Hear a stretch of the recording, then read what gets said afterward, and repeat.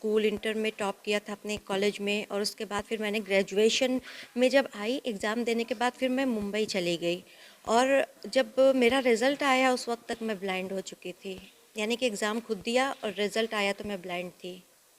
سر میری ابتدائی تعلیم تو میرے اعظم گڑھ میں قصبہ مبارک پور کی رہنے والی ہوں میں، وہیں پر میں نے ابتدائی تعلیم حاصل کی، اور میری آنکھوں کی روشنی جو ہے وہ بی اے فرسٹ ایئر کے بعد گئی ہے۔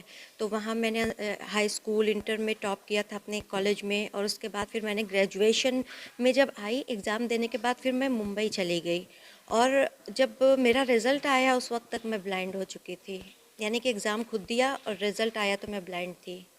تو میرے دماغ کی 7 رگ ڈیمیج ہو گئی تھیں، جن میں آپٹک نرو بھی تھی آنکھوں والی، تو باقی سب تو نارمل ہو گئی، لیکن آنکھ کی رگ جو ہے وہ سوکھ گئی، جس کی وجہ سے میری دونوں آنکھوں کی روشنی چلی گئی۔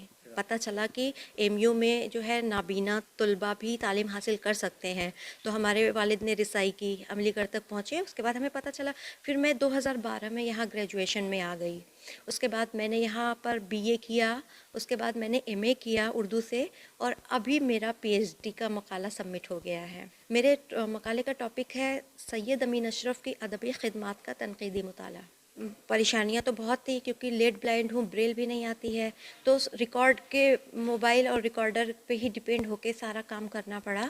تو جتنی کتابیں میرے ٹاپک سے ریلیٹڈ تھیں وہ سب تلاش کرتی تھی میں، پہلے کسی سے پڑھواتی تھی، سارا ریکارڈ کرواتی تھی، اس کے بعد پھر میں اس کو سنتی تھی۔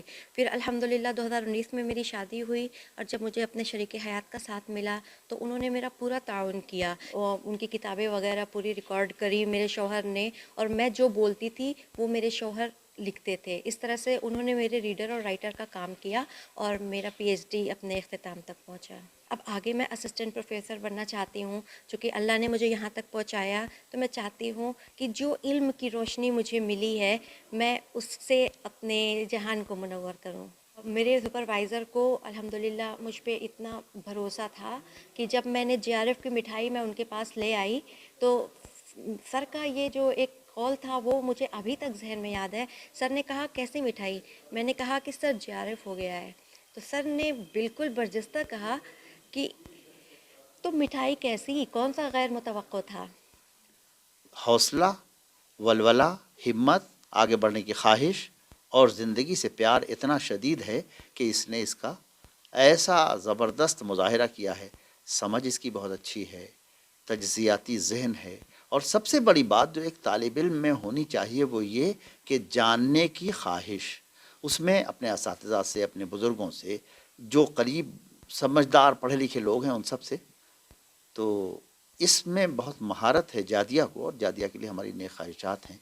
جادیہ آگے خوب ترقی کریں۔ ابھی انہوں نے پی ایچ ڈی کا مقالہ جمع کیا ہے، اور اب اس پر وہ مقالہ جا رہا ہے ممتحن کے یہاں رپورٹ کے لیے، وہاں سے واپس آئے گا، پھر ان کا وائوہ ہوگا، اور وہ پی ایچ ڈی سند یافتہ ہو جائیں گی، یعنی وہ ڈاکٹر ہو جائیں گی، جو ہائیسٹ ڈگری ہوتی ہے کسی بھی تعلیمی سفر کی۔ تو مجھے بیحد خوشی ہے اور بیحد مبارکباد جادیہ اسد کے لیے کہ انہوں نے جو ٹھانا تھا اسے پورا کر کے دکھا دیا، اور بطریق احسن، بخیر و خوبی۔ اس میں کوئی اس درمیان بھی وہ بہت خوشی کام کرتی رہیں۔ مجھے بڑا بیچ بیچ میں وہ ملتی تھی تو مجھے یہ دیکھ کے بڑی خوشی ہوتی تھی کہ کبھی انہوں نے مایوسی کا اظہار نہیں کیا، ہمیشہ کہا کہ میں ایسے کر لوں گی، میں ایسے کر لوں گی، اور واقعی انہوں نے کیا۔